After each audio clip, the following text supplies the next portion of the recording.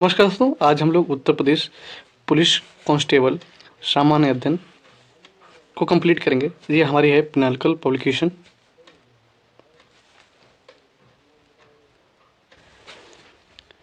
इस बुक में हम प्रीवियस क्वेश्चन देखेंगे, प्रैक्टिस प्रश्न और chapter wise with detailed explain.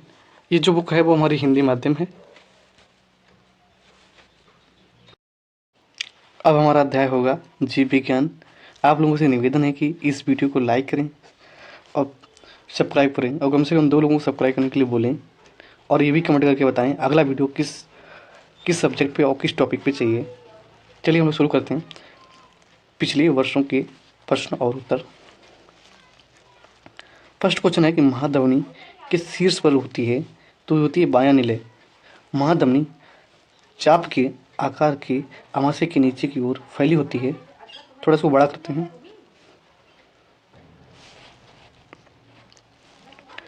तो बायां नीले महाधमनी चाप के आकार में अमाशय के नीचे की ओर से फैली हुई धमनियां वे वाहिकाएं जो रक्त शुद्ध को हृदय से दूर ले जाती हैं। दायां आलिंद सुपीरियर वेना कावा और इंफीरियर वेना का कावा द्वारा सामान्य परिसंचरण में ऑक्सीजन रहित रक्त प्राप्त करता है। दूसरी ओर फेफड़ों से ऑक्सीजन युक्त रक्त फुफ्फुसीय सिराओं के माध्यम से बाएं आलिंद में ले जाया जाता है। ऑप्शन हमारा 2 है। निम्नलिखित में से कौन सा अंग अप्रयुक्त या फिर क्षतिग्रस्त प्लेटलेट्स को हटाने के लिए सक्षम होता है? तो ये हमारा तकप्लीहा आरबीसी का एक कब्रिस्तान है। प्लेटलेट्स थर्मोसाइट्स मेगास साइक्रियोसाइट्स अस्थिभंजा एपीसीएस कोशिकाएं से उत्पन्न कोशिका खंड रक्त में सामान्य लगभग 15 लाख से 3.5 लाख इकाई दहेज सैकड़ा हजार 1.5 लाख से 3.5 लाख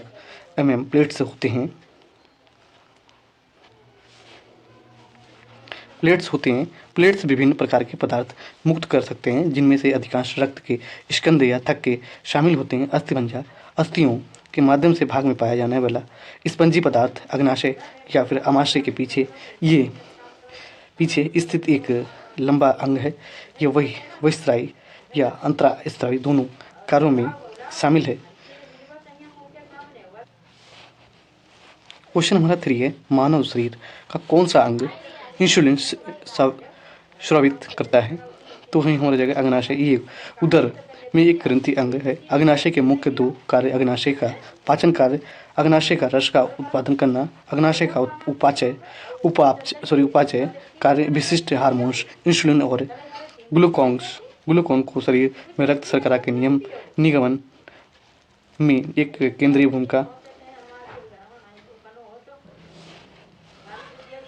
भूमिका निभाते हैं। इसका उत्पादन करने के लिए मानव शरीर के अंदर एकत्र सबसे बड़ा अंग है। ये पित्तरस स्रावित करता है और एक क्षारीय द्रव जिसमें कोलेस्ट्रॉल और पित्त अम्ल होता है, जो त्वचा के टूटने पर मदद करता है। मानव शरीर में सबसे बड़ा बाहरी अंग वो त्वचा है। मानव शरीर में सबसे बड़ा बाहरी अंग है वो त्वचा है।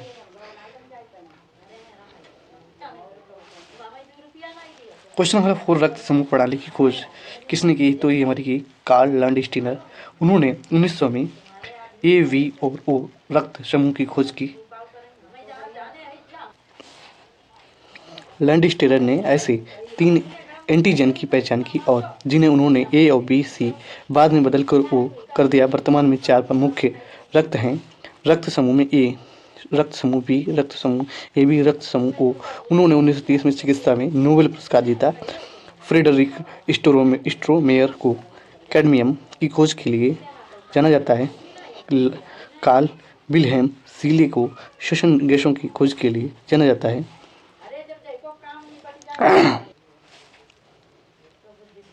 क्वेश्चन हमारा 5 का है। पुरुष के किस हिस्से को पराग का उत्पादन होता है?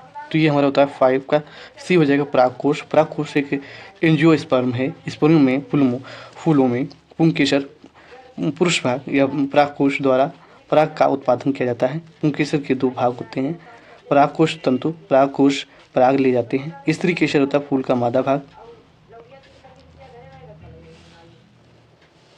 कौन सा जीवाणु अंडाकार या फिर गोलाकार होता है? तो ये हमारा होता है काकश जीवाणु छोटे एककोषीय जीव होते हैं जो पेय पदार्थ पर लगभग हर जगह पाए जाते हैं और ग्रह के परिस्थिति तंत्र के लिए महत्वपूर्ण मानव शरीर में बैक्टीरिया के से भरा होता है। जीवाणुओं को उनके आकार के आधार पर 4 श्रेणियों में बांटा गया है। गोलाकार काकश छड़ के आकार का, वेसलेस अल्प विराम के आकार का ब्रिवियम एवं सर्पिल स्पिरलम है। क्वेश्चन नंबर 7 है, केंद्रीय स्वास्थ्य मंत्रालय ने सार्वभौमिक टीकाकरण कार्यक्रम के हिस्से के रूप में के खिलाफ दोहरी सुरक्षा के लिए एकल टीका का शुभारंभ किया है। तो ये हमारा ऑप्शन है खसरा और रूबेला। खसरा पैरामाइक्सो वायरस परिवार के वायरस के कारण होता है। ये सीधे संपर्क और हवा के माध्यम से फैलता है। ये दृष्टिहीनता, एन्फेसाइटिस, गंभीर अतिसार, कान के संक्रमण और निमोनिया रहित सहित गंभीर समस्याओं को कारण बन सकता है। रूबेला जर्मन खसरा एक वायरस के कारण होता है जो एक व्यक्ति से दूसरे व्यक्ति में फैलता है। ये गर्भवती महिलाओं को प्रभावित करता है। मृत्यु या फिर जन्मजात दोषों का ये कारण बन सकता है, जिससे जन्मजात रूबेला सिंड्रोम CRS के रूप में जाना जाता है। मनुष्य में पित्त का निर्माण कहाँ होता है? हमारा इसका सोल्यूशन हो जाएगा सी,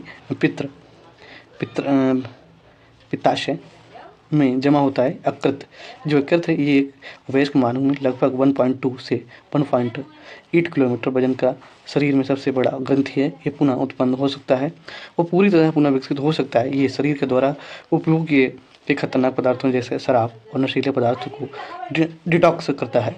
अमाशय क्या है? अमाशय इसमें हाइड्रोक्लोरिक अम्ल निकलता है जो भोजन को पचाने में सहायक होता है। क्वेश्चन नंबर 9, निम्नलिखित में से कौन सा रोग कवक के कारण होता है? तो ये होना जाएगा दाद होता है। टिनिया ये मोल्ड जैसी फफूंद के कारण होता है, जिसे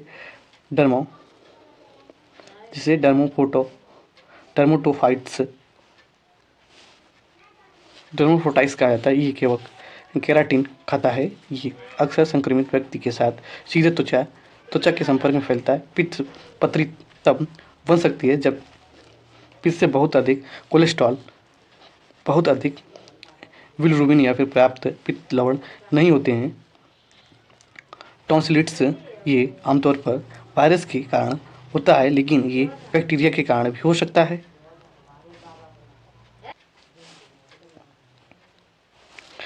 फिर आता है हमारा विटामिन्स।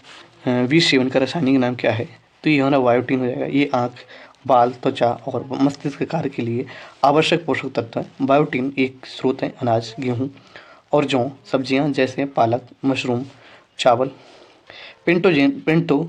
पेंटोथेनिक एसिड जो होता है ये हमारा है। विटामिन B5 स्रोत मूंगफली, काजू, एवोकाडो, ब्राउन राइस, दूध, दाल, ब्रोकली, अंडे की जर्दी, सोयाबीन्स। इसकी कमी से पेरिस्टेसिया हो जाता है। एस्कॉर्बिक एसिड, विटामिन C स्रोत ताजे खट्टे फल जैसे संतरा और अंगूर, ब्रोकली, बकरी का दूध, काली किशमिश और छोटा अखरोट। इसकी कमी से स्कर्वी रोग हो जाता है।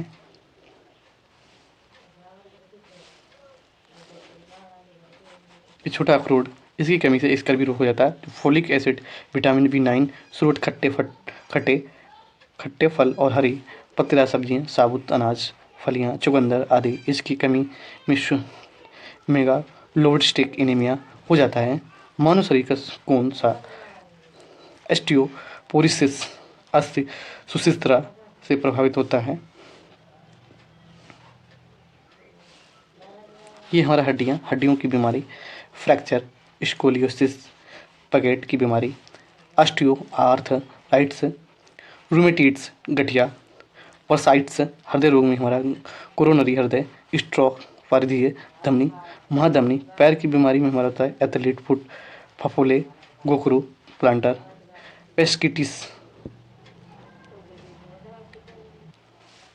फिर हमारा 12वां क्वेश्चन कह रहा है कि निम्न में से कोशिकाओं का कौन सा भाग जंतु कोशिका में नहीं होता है? तो ये होता है कोशिका भित्ति में।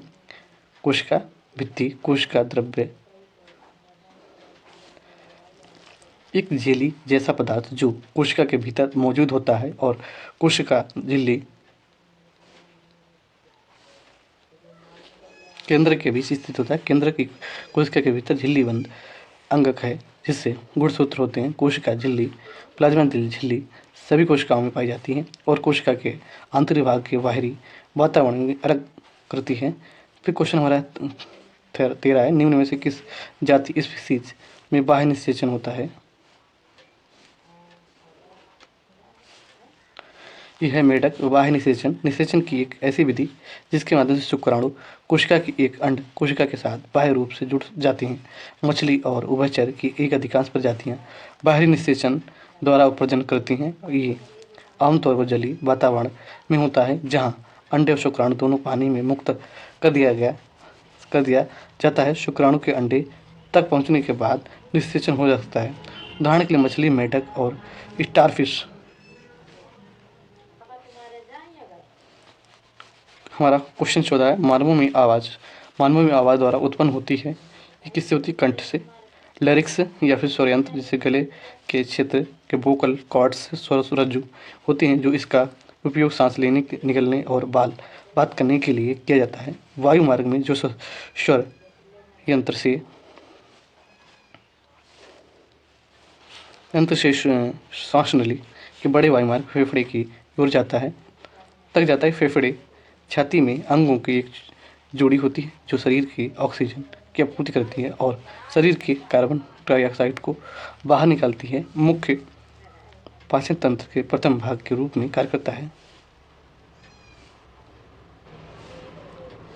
क्वेश्चन नंबर 15, निम्नलिखित में से कौन सा मानव रोग बैक्टीरिया के कारण होता है?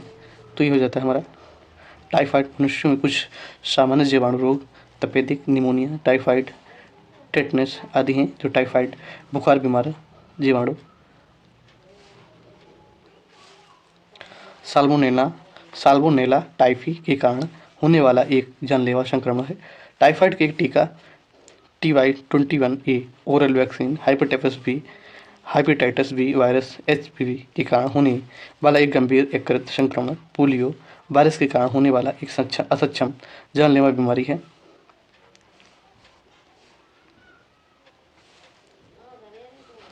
क्वेश्चन नंबर 16 के मनुष्य की आँख का रंग आँख की स्थित रंग द्रव्य पर निर्भर करता है। तो ये हमारा होता है आइरिस पर। आँखों का एक रंग सीधे परतारिका के सामने की परत को मेलेनिन की मात्रा को संबंधित होता है। पूरी भूरी आँखों वाली लोगों को परतारिका में अत्यधिक मात्रा में लेनिन होता है, जबकि नीली आँखों वालों में लोगों में वह नीली आँखों वाले लोगों में यह वर्ण बहुत कम होता है। जब बाहर की रोशनी तेज होती है तब परतारिका पुतली को बंद कर देती है जिससे कम प्रकाश प्रवेश कर पाता है, और जब प्रकाश कम मंद होता है तो ये परतारिका पुतली को खोल देती है ताकि अधिक प्रकाश अंदर प्रवेश कर सके। कार्निया क्या है? कार्निया एक मुख्य कार्य आँख में प्रवेश करने वाले प्रकाश को अपवर्तित करना है। क्वेश्चन नंबर 17 है, उस नलिका का चयन करें जो मूत्र को मूत्राशय से शरीर के बाहर ले जाती है। उत्तर प्रदेश कांस्टेबल 19/6/2018 द्वितीय पाली में क्वेश्चन आया है। तो ये जाता है हमारा मूत्राशय यूरिनरी ब्लैडर। वह अंग है जो शरीर के मूत्र को संग्रहित करता है। ये श्रोणि गुहा में स्थित सिम्प्सिस प्यूबिस के पीछे और पाशिका पेरिटोनियम के नीचे रीनल पेल्विस हिलम के अंदर एक व्यापक फनल के आकार का स्थान होता है। मूत्र वाहिनी छोटी नली या वाहिनी जो मूत्राशय और गुर्दे को जोड़ती है। मूत्र हल्के पीले रंग का होता है। ये वयस्क मानव प्रतिदिन औसतन 1 से 1.5 लीटर मूत्र विसर्जित करता है। ये या कई चयापचय संबंधी विकारों के साथ साथ गुर्दों की खराबी के निदान में मदद करता है।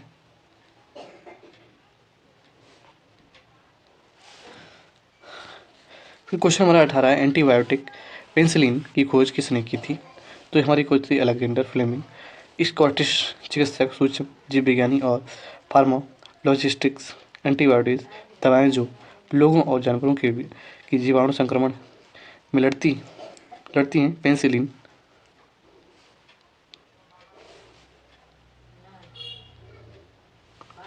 संक्रमणों की एक विस्तृत श्रृंखला है। प्रबंधन और उपचार के लिए इस्तेमाल की जाने वाली दवा, ये दवाओं के बीच बीटा लैक्टम एंटीबायोटिक वर्ग में है। अलेक्जेंडर ग्राहम बेल, टेलीफोन के आविष्कारक, Louis Pasteur, rabies vaccine, microbial किण्वन और पाश्चुरीकरण की खोज की उन्होंने। फिर हमारा 19 क्वेश्चन कह रहा है कि रक्त में कुछ कोशिकाओं की उपस्थिति के कारण रक्त का थक्का बनता है। इन कोशिकाओं को क्या कहते हैं? इन कोशिकाओं को थ्रोम्बोसाइट्स, प्लेट्स, ये मेगा कार्योसाइट्स अस्थि मज्जा से विशेष कोशिकाएं में उत्पन्न कोशिका का भाग है। रक्त में सामान्यतः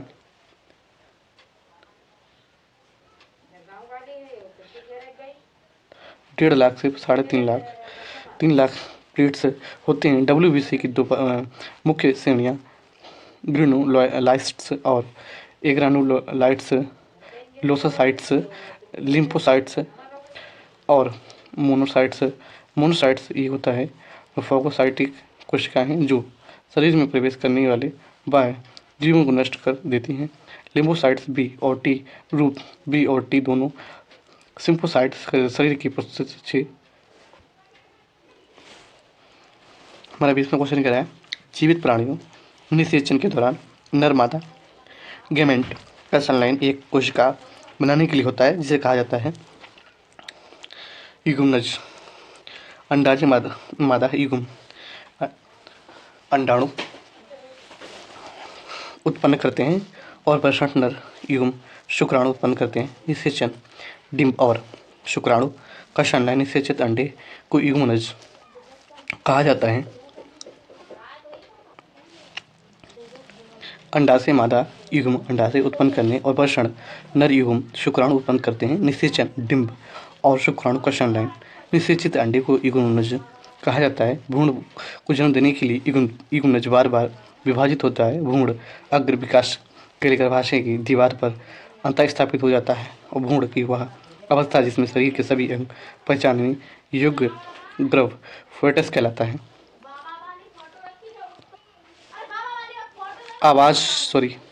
आराम करने वाले व्यक्ति की नब्ज दर आमतौर पर प्रति मिनट धड़कने के बीच हो जाती है। ये जो 72 से 80 के बीच प्रति मिनट धड़कनों की संख्या को नब्ज दर कहा जाता है। प्रति मिनट धड़कनों की संख्या को जो धड़कनें होती हैं उनको नब्ज दर कहा जाता है। शिशु जन्म से 3 महीने की उम्र तक की सामान्य हृदय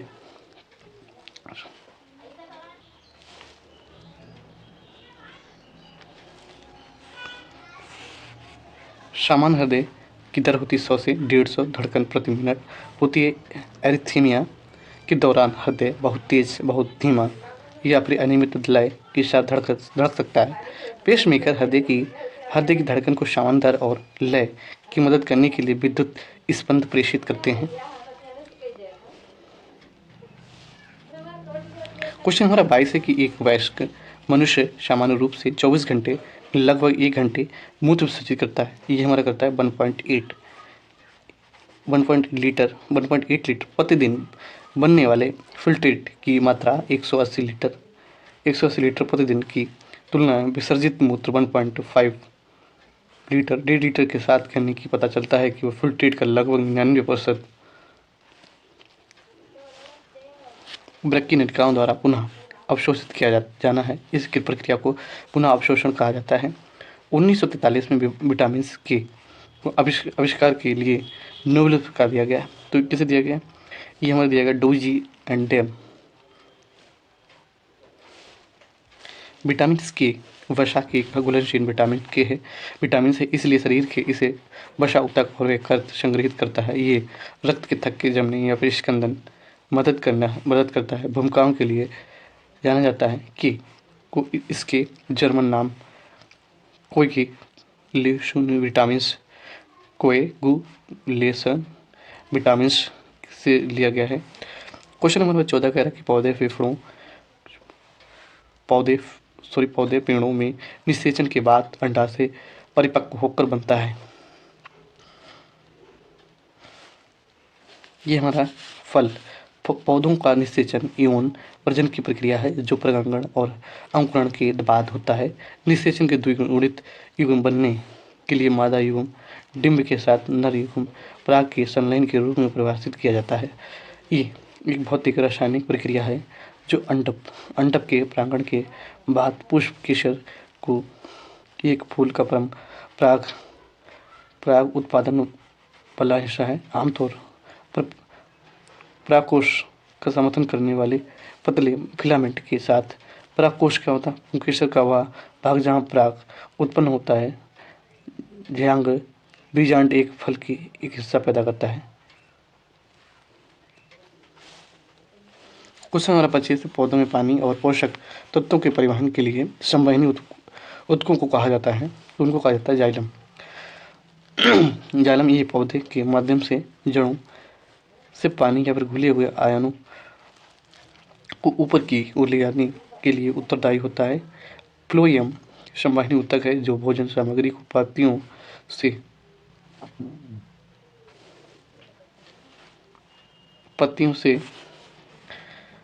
पौधे के अन्य भागों को तक पहुँचता है। संवहनी ऊतकों में से जाइलम और फ्लोएम शामिल होते हैं जो पौधों को मुख्य परिवहन तंत्र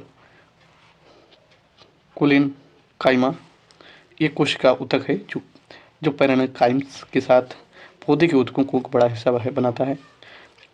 स्क्लेरेंकाइमा एक पौधे को ऊतक है जो यांत्रिक कठोरता और शक्ति प्रदान करता है।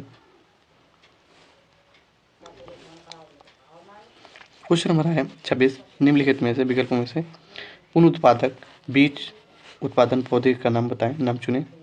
तो ये हमारा हो जाएगा ब्रीड मोल्ड। एक बीजाणु एक एकल कोशिका वाला अलैंगिक यौन प्रजननिका है जो शुष्कता गर्मी के लिए अत्यधिक प्रतिरोधी और एक नए जीव में विकसित होने में सक्षम है, जिसे आमतौर पर जीवाणु उत्पादक संयंत्र के रूप में संदर्भित किया जाता है। जो ब्रेड मोल्ड एक ऐसा प्रकार फूल वाला बीजाणु पैदा करता है। इसको फिर से रिपीट करते हैं। रूप से संदर्भित किया जाता है। जो ब्रेड मोल्ड एक ऐसा गैर प्रकार का फूल वाला पौधा है जो बीजाणु पैदा करता है। पौधे शैवाल और अन्य प्रोटिस्ट साथी कवक में प्रजनन कोशिकाएं होती हैं जिन्हें जीवाणु कहा जाता है। 27 में कह रहा है कि ने अधिग्राहित चरित्र की विरासत का सिद्धांत को प्रतिपादित किया। क्वेश्चन नंबर 27 करेगा जीन। इसका आंसर हो जाएगा हमारा जीन। इसमें बैप्टिस्ट लेमार्क उनके सिद्धांत का उपार्जित लक्षणों को वंशानुक्रम कहा जाता है। इस सिद्धांत में कहा जाता है कि जीवन काल के दौरान प्राप्त किए गए लक्षण संतान को और उसके बाद में पीढ़ियों को एक समय के साथ नई प्रजातियों को बनाने वाले परिवर्तनों को अधिग्रहित करते हैं। अगस्ट बाइजमैन ने द जर्म प्लाज्मा एवं थ्योरी ऑफ इनहेरिटेंस प्रस्तावित किया है। ग्रेगर मेंडल आधुनिक आनुवंशिकी के जनक के रूप में जाने जाते हैं। उन्होंने पौधे और संश्लेषण का प्रयोग प्रस्तुत किया। क्वेश्चन नंबर 28 है कि मृत जीवों और जानवरों की खाद मिट्टी में परिवर्तन करने वाले सूक्ष्म जीवों को किस नाम से जाना जाता है? उन्हें जानते हैं अपघटक जीवाणु छोटे आकुष्कीय जीव आकार के आधार पर जीवाणु कोकश है गोलाकार आकार, बेसिलस होता छड़ी के आकार का, ब्रीमियम होता कोमा।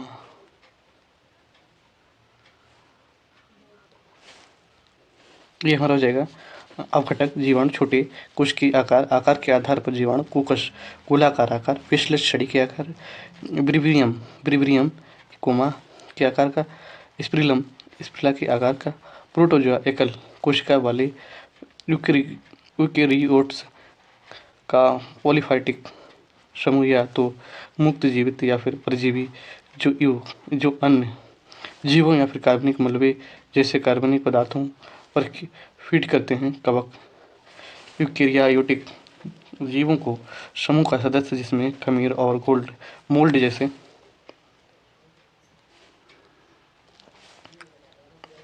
29 क्वेश्चन कह रहा है कि विषाणु के कारण निम्न में से कौन सी बीमारी होती है। तो ये हमारी होती है चेचक, वेरिसेला जोस्टर वायरस के कारण हैजा जीवाणु, विब्रियो कैलेरी कुछ उद्भिदों द्वारा छोटी छोटी या फिर अंत का संक्रमण, टाइफाइड आमतौर पर दूषित भोजन या फिर पानी में फैलता है। साल्मोनेला टाइफी जीवाणु के कारण होने वाला संक्रमण है। तपेदिक क्या है?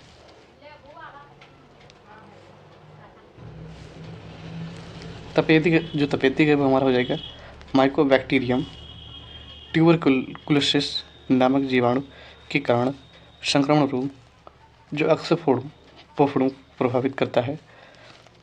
अब हमारा जीव विज्ञान यहीं पे समाप्त होता है। मिलते हैं अगले अध्याय में। प्लीज़ हमें कमेंट करके जरूर बताएं कि कैसा हमारा रहा वीडियो, और प्लीज़ हमारे चैनल को सब्सक्राइब करें और कम से कम 2 लोगों को ऐड करने को जरूर बोलें। अब हमारा अध्याय भौतिक विज्ञान शुरू होता है। आप लोगों से निवेदन है कि इस चैनल को सब्सक्राइब करें और कम से कम 1 लोगों को और चैनल को सब्सक्राइब करने की कहें, और कमेंट करके ज़रूर बताएं कि अगला वीडियो किस सब्जेक्ट पर और किस टॉपिक पर होना चाहिए। अब चलते हैं पिछले वर्षों के प्रश्न और उत्तर। और कमेंट में ये भी बताएं हमें कौन से पब्लिकेशन का बुक को हमें पढ़ना है, वो हमें बताएं, वो हम जल्द कंप्लीट कराएंगे। चलिए फिर हमारा पहला क्वेश्चन है कि फर्स्ट क्वेश्चन है शक्ति की भौतिक राशि की बीमा है। तो ये हमारा हो जाएगा ml² T-3।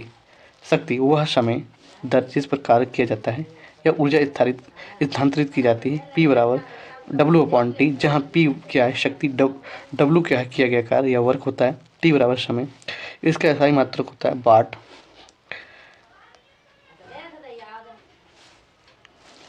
एसआई वाट जो होता है, एसआई का तो वाट 1 हॉर्स पावर, HP बराबर 746, और बीमा इसका है तो वर्क जो है ml² T-2। फिर हम सेकंड क्वेश्चन करें द्रव्यों का घनत्व मापने के लिए किस उपकरण का उपयोग किया जाता है, ये किया जा सकता है। तो ये है हमारा ऑप्शन हमारा डी, पिक्नोमीटर हो जाता है हमारा। पिक्नोमीटर ये एक कंटेनर है जिसका उपयोग द्रव या फिर ठोस पदार्थों का घनत्व निर्धारित करने के लिए किया जाता है। कुछ अन्य मापन यंत्र लैक्टोमीटर दूध की शुद्धता मापने के लिए किया जाता है। बेवोमीटर मिट्टी के आंतरिक गुणों को मापने के लिए टेरा मैकेनिक्स का उपयोग किया जाता है। एनीमोमीटर वायु की वेग और वायु के दाब के मापा जाता है। यूडियोमीटर्स भौतिक या रासायनिक परिवर्तन के बाद गैस मिश्रण आयतन में परिवर्तन मापा जाता है। फिर हमारा थर्ड क्वेश्चन है कि जेट इंजन आविष्कार किन्होंने किया था। उत्तर प्रदेश पुलिस कांस्टेबल 2019 प्रथम पाली में क्वेश्चन आए हैं। तो सर फ्रैंक विल्टन, रोजर वेंकन व यूरोप के गन पाउडर के फार्मूले के रिकॉर्ड करने वाले व्यक्ति थे जेम्स वाट का एक आविष्कारक और मैकेनिकल इंजीनियर। उनके भाप इंजन प्रौद्योगिकी क्रांति को आगे बढ़ाया। लुइस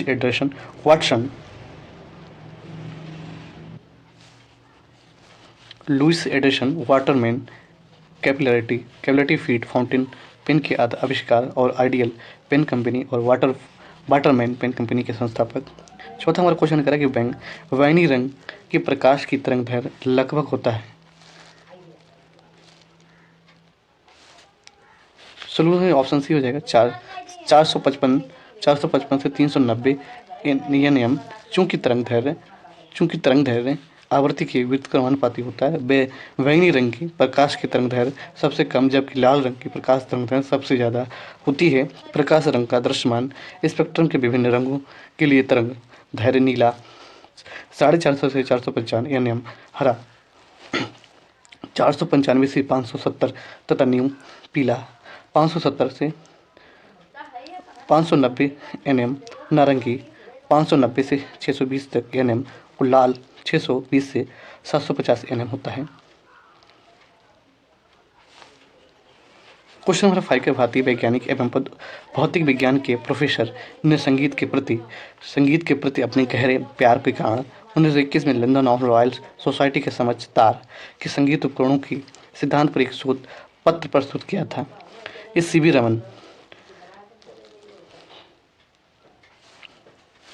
भौतिकी में नोबेल पुरस्कार 1930 में प्रकाश के प्रकीर्णन पर उनके कार्य के लिए भारत रत्न 1954, लेनिन शांति पुरस्कार 1957, जगदीश चंद्र बसु ने यश ग्राफ का आविष्कार किया जो पौधों की वृद्धि को मापने के लिए एक उपकरण, और होमी जहांगीर भाभा भारतीय परमाणु कार्यक्रम के जनक हैं। पुरस्कार एडम्स पुरस्कार 1942, पद्म विभूषण 1954, विक्रम साराभाई को भारतीय अंतरिक्ष कार्यक्रम का जनक माना जाता है। ये पुरस्कार पद्म विभूषण 1966, पद्म विभूषण मरणोपरांत 1972। क्वेश्चन हमारा 6 कह रहा है कि प्रकाश वर्ष किसका मापन करता है। तो ये हमारा करता है दूरी का।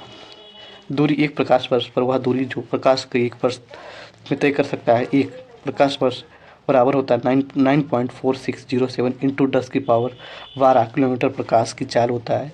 प्रकाश की जो चाल है वो हमारी कितनी है, 3 गुणे 10 की पावर 8 मीटर प्रति सेकंड। चाल क्या है, किसी वस्तु की दूरी के परिवर्तन की दर, इसका एसआई मात्रक होता है मीटर प्रति सेकंड। ऊर्जा क्या है, किसी वस्तु की कार्य करने की क्षमता की मापी जाती है। ऊर्जा का एसआई मात्रक जूल्स होता है। क्वेश्चन कह रहा है साथ निम्नलिखित में से कौन सा एक वैज्ञानिक होने के साथ साथ एक महान उद्योगपति भी है जिससे भारत में कई उद्योगों की स्थापना की है। तो ये कि विक्रम साराभाई।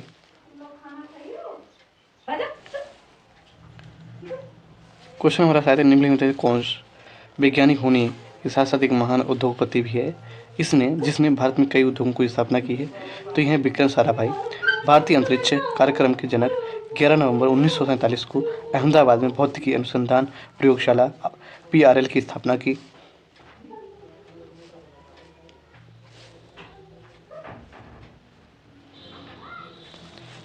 डॉक्टर विक्रम साराभाई द्वारा कुछ संस्थानों की स्थापना की गई। भारतीय प्रबंध संस्थान IIM अहमदाबाद, विक्रम साराभाई अंतरिक्ष केंद्र त्रिवेंद्रपुरम, सीवी रमन उन्हें प्रकाश के प्रकीर्णन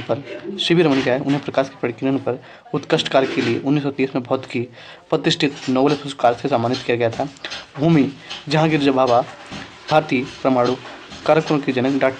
उसके बाद Tata institute of fundamental research tipper के संस्थापक निदेशक भौतिकी प्रोफेसर। फिर क्वेश्चन हमारा 8 है कि फ़ारेनहाइट में से कौन सा क्वथनांक है। फ़ारेनहाइट में कौन पानी का क्वथनांक है। तो ये हो जाएगा हमारा मतलब बॉइलिंग पॉइंट बता रहा है यहाँ पे। तो यहाँ पे 212। जल H2O पारदर्शी, स्वादहीन, गंधहीन, रंगहीन होता है। वायुमंडल के ताप में लगभग 32 फ़ारेनहाइट से 0 सेल्सियस और 273.15 केल्विन पर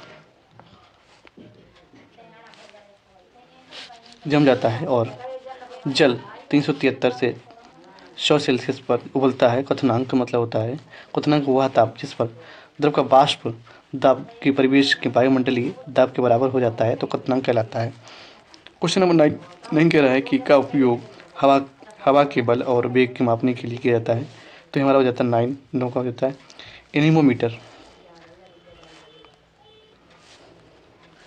एनीमोमीटर क्या है, इलेक्ट्रोमीटर आर्किमिडीज के सिद्धांत पर आधारित कांच का छोटा उपकरण जिसका उपयोग दूध की शुद्धता की जांच के लिए किया जाता है। थर्मामीटर गैलीलियो द्वारा खोजा गया तापमान मापने के लिए एक उपकरण है। स्पीडोमीटर एक पैमाना जो किसी वाहन की तात्कालिक गति को मापता है, उसका प्रतिनिधित्व करता है, उसे स्पीडोमीटर कहते हैं, जैसे कि हमारे बाइक में होता है। फ्रैंक हिटल्स द्वारा निम्न में से किस आविष्कार किया गया था। तो हमारा हो जाएगा ऑप्शन डी जेट इंजन। ये इस प्रकार का रिएक्शन इंजन है जो गर्म गैस को तेज गति वाले जेट को डिस्चार्ज करता है, जो जेट प्रोपल्शन द्वारा थ्रस्ट उत्पन्न करता है। विद्युत चुंबक तत्व विद्युत आवेशों, चुंबकीय आघूर्ण और विद्युत चुंबकीय क्षेत्र के बीच में परस्पर भौतिकी क्रिया विद्युत धारा। किसी चालक में इलेक्ट्रॉनों के प्रवाह को इकाई एम्पियर कहते हैं। क्वेश्चन नंबर 11 दांतों की अभिवर्धित इनलार्ज्ड छवि को देखने के लिए दंत चिकित्सक द्वारा उपयोग किया जाता है। तो कौन से मिरर का दर्पण का प्रयोग होता है। अवतल दर्पण। ये परावर्तक आंतरिक सतह के गोलाकार दर्पण को जो अंदर की ओर से दशा है। अनुप्रयोग शेविंग। अनुप्रयोग क्या होता है? शेविंग श्रृंगार दर्पण, सैटेलाइट डिश और सर्च लाइट आदि। उत्तर लेंस क्या है? एक परावर्तक बाहरी सतह का गोलाकार दर्पण जो बाहर की ओर से झुकता है। इसका अनुप्रयोग, इसका यूज कहाँ? वाहनों के पीछे देखने वाले दर्पण, धूप का चश्मा, सजावटी दर्पण, दुकानों और सार्वजनिक स्थानों पर सुरक्षा दर्पण, समतल दर्पण, बाथरूम, बेडरूम, ड्रेसिंग रूम में इस्तेमाल किया जाता है। प्रीवियस ईयर क्वेश्चंस यहीं पे समाप्त होते हैं। अब मिलते हैं एक नए अध्याय में। आपसे फिर हमारा एक रिक्वेस्ट है कि इस चैनल को सब्सक्राइब करें और कम से कम 2 लोगों के चैनल को इसमें ऐड करने की कृपा करें। हमारा अध्याय रसायन विज्ञान है। प्यारे साथियों, आपसे निवेदन है कि इस चैनल को सब्सक्राइब करें और कम से कम 2 लोगों को इसमें ऐड करने के लिए बोलें और हमें कमेंट करके ये भी बताएं कि अगले आने वाले वीडियो में आपको किस पब्लिकेशन का और किस सब्जेक्ट का वीडियो चाहिए है, वो भी कमेंट करके मुझे बताएं। चलिए हम लोग शुरू करते हैं पिछले वर्षों के प्रश्न और उत्तर।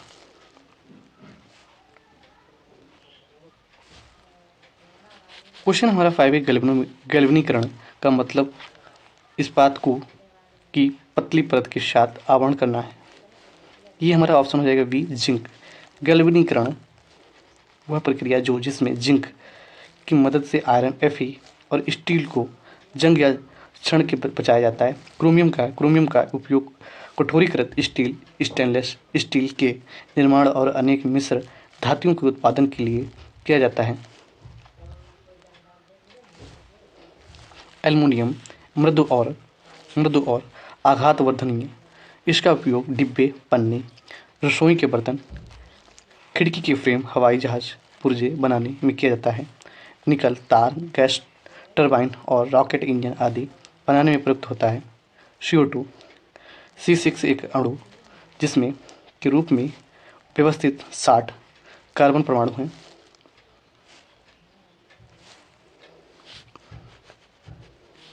वारा पंचभुज और 20 षटकोण। C60 60 कार्बन का आकार शाकर बॉल के समान होता है जिसमें काले रंग के डिजाइन पंचभुज होते हैं और सफ़ेद रंग के डिजाइन षष्ठभुज होते हैं। C60 अणु की खोज 1985 में हेराल्ड क्रूटो, जेम्स हीथ, सीन ओबरायन और रॉबर्ट कर्ल और रिचर्ड इस्माले द्वारा की गई थी। इसका प्रयोग के लिए उन्हें रसायन विज्ञान 1996 में नोबेल पुरस्कार से सम्मानित किया गया था। क्वेश्चन नंबर हमारा है तीसरा कुछ छोड़कर निम्नलिखित में सभी संघनन बहुलक हैं। तो ये हमारा था पॉलिएस्टर। कुछ छोड़कर सभी क्या है? पॉलिएस्टर को छोड़कर हमारा इस ऑप्शन को छोड़कर सभी क्या है? ये सारे के सारे हमारे क्या? ये संघनन बहुलक हैं। तो पॉलिएस्टर क्या है? पॉलिएस्टर एक सिंथेटिक या मानव निर्मित फाइबर पदार्थ है। संघनन बहुलीकरण में जब 2 द्विक्रियात्मक मोनोमर के बीच में दोहरावदार संघनन होता है तो पॉलीमर को संघनन बहुलीकरण से गुजारना कहा जाता है। उदाहरण नॉयलॉन 2 डेक्रॉन या फिर टेरिलीनी और ग्लाइकेंट आदि। पॉलीप्रोपाइल प्रोपीन या प्रोपिलीन मोनोमर से बना हुआ थर्मोप्लास्टिक जो टिकाऊ, कठोर और क्रिस्टलीय होता है। Poly carbonate PC thermoplastic polymer का एक समूह जिसे उनकी रासायनिक संरचनाओं को कार्बनिक समूह है। थोरियम परमाणु क्रमांक 90, परमाणु द्रव्यमान 232 एक रेडियोधर्मी तत्व है। इसकी खोज 1828 में जोन्स जैकब वर्जिलियस ने की थी। यूरेनियम यू परमाणु संख्या 92, इसकी खोज 1789 में मार्टिन क्लोफोर्थ ने की थी। रेडियम परमाणु संख्या 88, इसकी खोज 1998 में पियर क्यूरी और मैरी क्यूरी ने की थी। बिस्मथ Vi परमाणु संख्या 83। क्वेश्चन हमारा 5 है मोनोमर कैप्रोलैक्टम का किस बहुलक को प्राप्त करने के लिए बहुलीकरण किया जाता है? तो यहाँ कहते हैं नॉयलॉन 6 टायर, कार्ड, कपड़ों और रस्सियों के निर्माण के लिए उपयोग किया जाता है। विकेलाइट होता है कंघी, मोनोग्राफ रिकॉर्ड, विद्युत के स्विच या फिर विभिन्न बर्तन हैंडल बनाने के लिए उपयोग किया जाता है। बहुलक नोवोलाइक बहुलक नोवोलैक रैखिक श्रृंखलाओं की क्रॉस लिंकिंग द्वारा निर्मित टेफ्लॉन टेफ्लॉन क्या है, ऑयल सील्स गैस्केट और नॉन स्टिक सतह लेपित बर्तन बनाने के लिए उपयोग किया जाता है। उच्च उच्च दाब पर फ्री रेडिकल या फर्श परसल्फेट उत्प्रेरक के साथ टेट्राफ्लोरोएथीन को गर्म करके निर्मित किया जाता है। केवलर एक प्रकार का एरामिड फाइबर है। क्वेश्चन हमारा 6 कह रहा है CaSO4 2H2 का रासायनिक सूत्र है। तो ये हमारा हो जाएगा जिप्सम। कैल्शियम सल्फेट हाइड्राइडेट जिप्सम को 373 केल्विन पर गर्म करने पर ये पानी के अणुओं को त्याग देता है और उत्पादन के रूप में plaster of Paris CaSO4 half H2O बन जाता है। उपयोग इसका है फ्लक्सिंग एजेंट, उर्वरक, पेपर और टेक्सटाइल।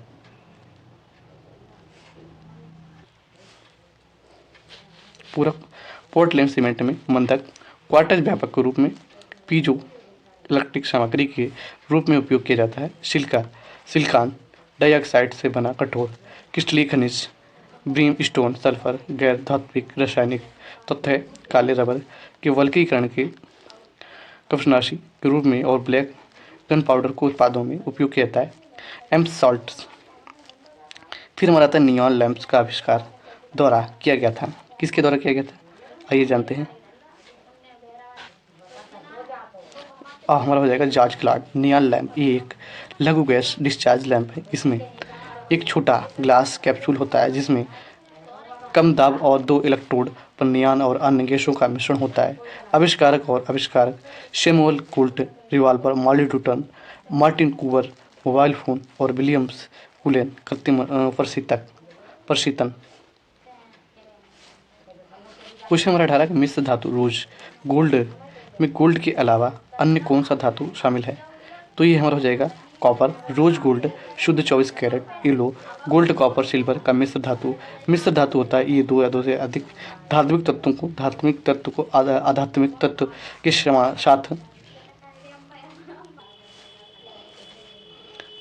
साथ मिश्रण या संयोजन। कुछ मिश्र धातुएं और उनके संघनन कांस्य तांबा Cu+10 SN स्टील लोहा Fe और carbon C manganese Mn plus chromium Cr निकल Na पीतल तांबा Cu zinc Zn stainless iron Fe plus chlorine Cr plus carbon. ठीक है।